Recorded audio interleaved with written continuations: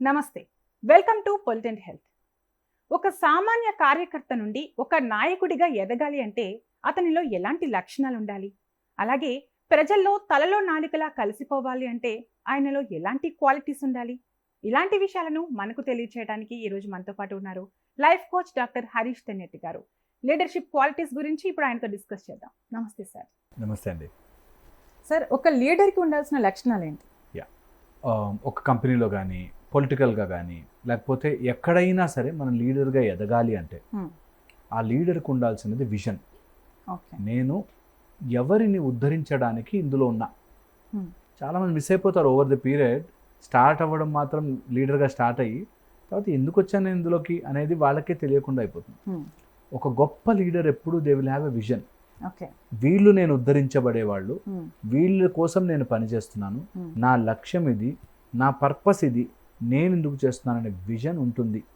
ఎందుకంటే చాలామంది లీడర్లు కాకపోవడానికి గల కారణం ఒక లక్ష్యము, ఒక విజన్, ఎలా వెళ్ళబోతున్నాం ఆ దారి అనేది తెలియని వాడు లీడర్ అవ్వలేడు. చాలామంది వాడితో వచ్చే టీమ్ ఆ దారి తెలియకనే ఆర్డర్స్ కోసం వెయిట్ చేస్తూ ఆగిపోతారు. ఒక లీడర్ ప్లాన్ చేయగలగడం, ఆ వ్యూహము పన్నగలగడం, దాన్ని అందరికీ చెప్పి చేయించగలగడం రావాలి. అది విజన్. ఓకే, సో నాకు ఏం జరగాలి, దాన్ని ఎలా సాధించుకోవాలి, నా టీం ఏంటి, వాటి నుంచి నేను ఎలా పికప్ చేసుకోవాలి, వాళ్ళని ఎలా మోటివేట్ చేసి ముందుకు తీసుకెళ్ళాలి, ఇది లీడర్కి తెలుస్తుంది. ఇక్కడ ఒక విషయం సార్, చాలా మంది మధ్యలో డ్రాప్ అయిపోవడానికి ఒక రీజన్ ఉంటుంది. ఎవరి కోసమైతే వాళ్ళు అంతా కష్టపడతారో నిలబడతారో వాళ్ళే వీళ్ళకి వెన్నుపోటు పొడుస్తారు. అప్పుడు వీళ్ళు డిసప్పాయింట్ అయిపోతారు, అప్పుడే డ్రాప్ అయిపోతూ ఉంటారు. చాలా ఇంపార్టెంట్ ఇది. నేను చెప్తాను దట్ ఎప్పుడు కూడా మనుషుల కోసం ఆర్ వాళ్ళ కోసం చేయడం స్టార్ట్ చేసాకంటే ఆ లక్ష్యము, ఆ పర్పస్ పెద్దది. ఓకే, అందులో బెనిఫిట్ అయ్యే వాళ్ళు ఉంటారు, బెనిఫిట్ అవుతుంటే బాధపడే బ్యాచ్ కూడా ఉంటారు. ఎప్పుడు 100% అందరూ సాటిస్ఫై కాలేరు. శ్రీరామచంద్రుడి సైతం శ్రీరాముడిని కూడా తిట్టుకున్నారు. అందరూ 100% అందరినీ సాటిస్ఫై చేయలేము.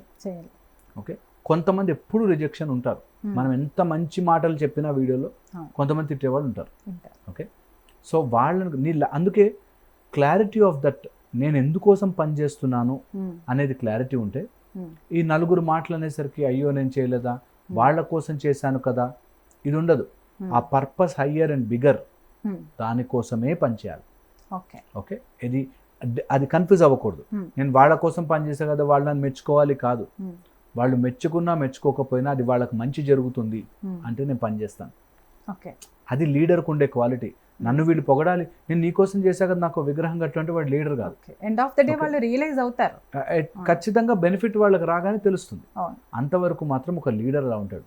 లీడర్కి లయన్ లాంటి క్వాలిటీ ఉండాలి, లేకపోతే ఈగిల్ లాగా అది ఉండాలి. ఇవన్నీ మనకి సినిమాలో చెప్పింది. నేను చెప్తా లీడర్కి ఉండాల్సిన క్వాలిటీ. ఓకే, దట్ ఎవరిని కూడా మనకి వాడు వేరే వీడు వేరే అనే దానిలో కాకుండా కలుపుకుంటూ ముందుకు తీసుకెళ్లేవాడు ఖచ్చితంగా లీడర్ అవుతాడు. ముందుకు తీసుకెళ్ళడానికి భయముతో కొన్ని నిర్ణయాలు తీసుకోకుండా, ఓకే, కొంత ఈగోతో వెళ్ళి నిర్ణయాలు తీసుకుని అలా ఎప్పుడు లీడర్ చేయడు. అహంకారానికి పోయి నేను ఇక్కడ వద్దన్నా చేస్తా, ఆర్ వాళ్ళు ఏమనుకుంటారో అని చెయ్యను, అలా ఉండదు. వెరీ డిసైసివ్గా ఏం చెయ్యాలో అది చేస్తాను.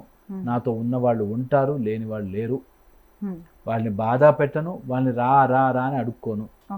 That is how leaders are born. వాళ్ళు చేస్తారు, వెనకాల అలా వస్తుంది జనాలు. ఇది ఒక ఆస్పెక్ట్. ది అదర్ ఆస్పెక్ట్ చెప్తా.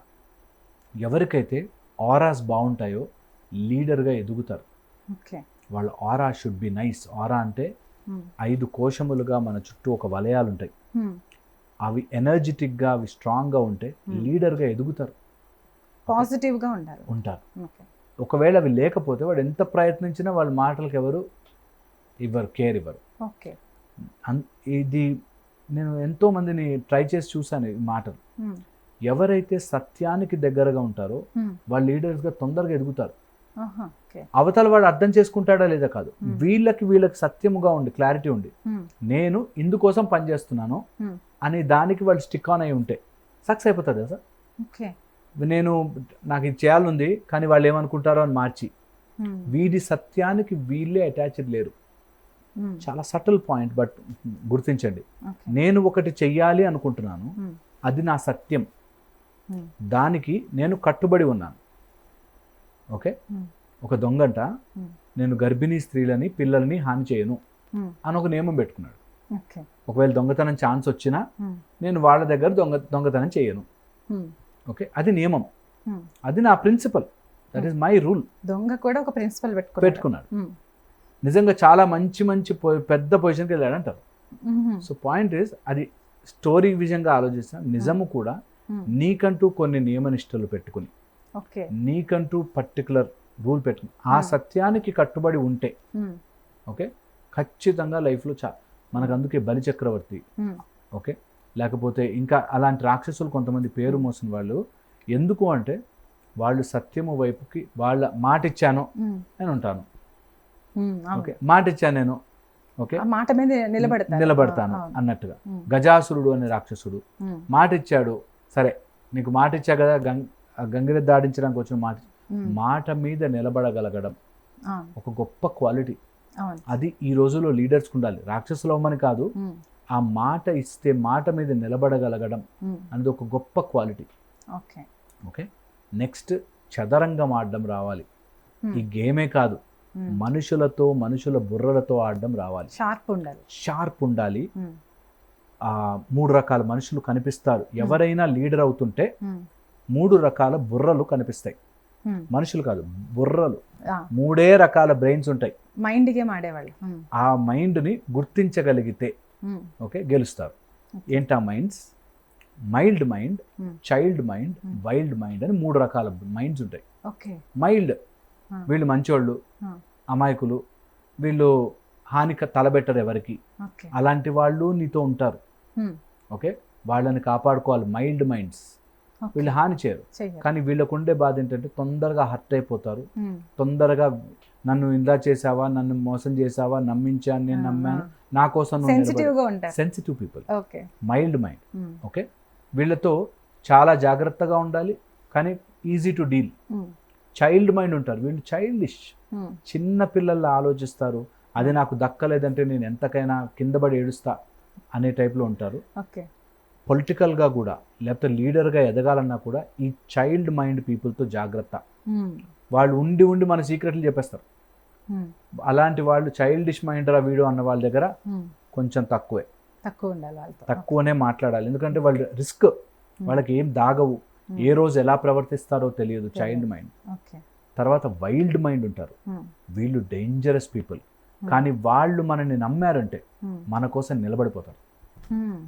ఒక లీడర్కి అలా మన కోసం నిలబడే వాళ్ళు ఉండాలి. ఓకే, అండ్ గుంపుగా ఉండేది మైల్డ్ మైండ్స్ జనరల్లీ. ఆ గుంపు ఉండాలి, అప్పుడే లీడర్గా ఎదుగుతాం. చైల్డ్ మైండ్తో జాగ్రత్తగా ఉండాలి. వాడికి ఏమి ఇవ్వాలి, ఏమి ఇవ్వకూడదు, ఎలా ఆడించాలో తెలియాలి. ఇంకా చాలా ఉన్నాయి అట్లా చెప్తే. బట్ ఈ 3 క్రైటీరియా అబ్జర్వ్ చేసుకుంటే ఒక లీడర్కి చాలా విషయం, ఓకే వీడు ఈ కేటగిరీ ఆఫ్ మైండా, వీడిని ఇలా డీల్ చేయాలి అని తెలుస్తుంది. అలా మైండ్ రీడింగ్ ఆఫ్ పీపుల్ రావాలి. ఫర్ ఎ గుడ్ లీడర్ తెలిసిపోతుంది, ఓకే ఇది ఇది ఇది అన్నీ మనం అనుకుంటే అయిపోవు, ఆచరిస్తూ ఉంటే అవుతాయి. ఓకే, సో ఎప్పుడైనా ఇట్లాంటి ప్రాబ్లమ్స్ వచ్చినప్పుడు, ట్రబుల్స్ వచ్చినప్పుడు దాన్ని ఫేస్ చేయడం, దాన్ని అవగాహన చేసుకుని దాన్ని ఎలా మార్చాలి అని చూడడం. అండ్ ఇలాంటి మైండ్ సెట్స్లో ఉన్న వాళ్ళని కొద్దిగా అటు ఇటు, జనరల్గా వస్తే గొడవలు వచ్చేవి చైల్డ్ మైండ్కి వైల్డ్ మైండ్కి గొడవలు వస్తాయి. వాడు చిన్నపిల్లలాగా ప్రవర్తించి వాళ్ళు తప్పులు చేయడం. ఈ వైల్డ్ మైండ్ గాడికి, నీ టీంలోనే వైల్డ్ మైండ్ ఉంటారు, చైల్డ్ మైండ్ ఉంటారు, అందరు ఉంటారు. వీళ్ళకి గొడవలు వస్తుంటే కానీ మేనేజ్ చేయడం రావాలి. ఇలా డెవలప్ చేసుకుంటే లీడర్షిప్ క్వాలిటీస్. ఇంకొక స్ట్రాంగ్ లీడర్షిప్ క్వాలిటీ చెప్తాను. ఎక్కడ ధైర్యంగా ఉండాలి, ఎక్కడ నేను నిర్ణయం అని చెప్పగలిగే ధైర్యం ఉండాలి. ఎక్కడైతే సాఫ్ట్గా మారిపోయి వాళ్ళ కోసమే మేము చేస్తున్నాం అనే సాఫ్ట్గా అయిపోయే చోట కూడా ఉండాలి. ఆ 2 క్వాలిటీస్ కలిస్తే మంచి లీడర్ అవుతారు. ఎక్కడ సాఫ్ట్ అవ్వాలి, ఎక్కడ తగ్గాలి, ఎక్కడ నెగ్గాలి, 2 తెలిసి ఉండాలి. అప్పుడే రియల్ లీడర్స్ పుడతారు. రియల్ లీడర్స్కి మంచి జ్ఞానము, పుస్తక జ్ఞానం ఉన్నవాళ్ళు గుడ్ లీడర్స్ అవుతారంటారు. Readers are leaders.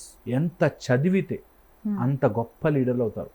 So keep on collecting knowledge.